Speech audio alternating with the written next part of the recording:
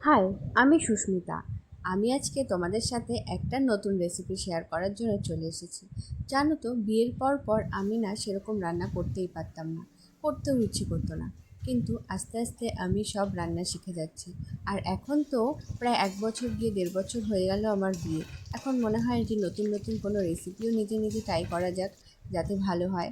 তো ইউটিউব দেখে বা মাদের কাছে শুনে, শাশুড়ির কাছে শুনে আমি কিন্তু নতুন নতুন রান্নাও ট্রাই করি। আজকে এই রান্নাটা আমি নতুন করেছি, ডালের বড়া দিয়ে লাউ ঘন্ট।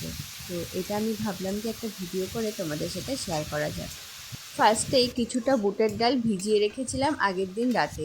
তারপর সেই ভেজানো ডালটাকে মিক্সিতে পেস্ট করে ছোট ছোট করে বড়া তৈরি করে নিয়েছিলাম। এরপর কড়াইতে তেল দিয়ে তাতে জিরা, শুকনা লঙ্কা, তেজপাতা ফোড়ন দিয়ে লাউ ভালো হলে নিজে থেকে জল ছেড়ে দেয়।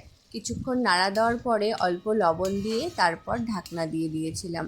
কিছুক্ষণ ঢেকে রেখেছিলাম যাতে লাউটা ভালো করে সেদ্ধ হয়ে যায়। এরপর অল্প পোস্ত আর একটা কাঁচা লঙ্কা দিয়ে মিক্সিতে পেস্ট করে নিয়েছি। ঢাকনাটা খোলার পরে একটু হলুদ দিয়ে দিয়েছিলাম। তারপরে কিছুক্ষণ নাড়াচাড়া করার পরে পোস্তটা দিয়ে দিয়েছিলাম। তারপর ডালের বড়াগুলো দিয়ে দিয়েছি। তারপর আর বেশিক্ষণ সময় লাগে না। একটু মিষ্টি মিষ্টি করবো বলে একটু গুড়ের পাউডার দিয়ে দিয়েছি। যারা চিনি খাও তারা চিনি দিতে পারো। আমার ডালের বড়া দিয়ে লাউ পোস্ত রেডি। তোমরা কে কীরকমভাবে লাউ রান্না করো সেটা অবশ্যই কমেন্টে জানিও। দেখা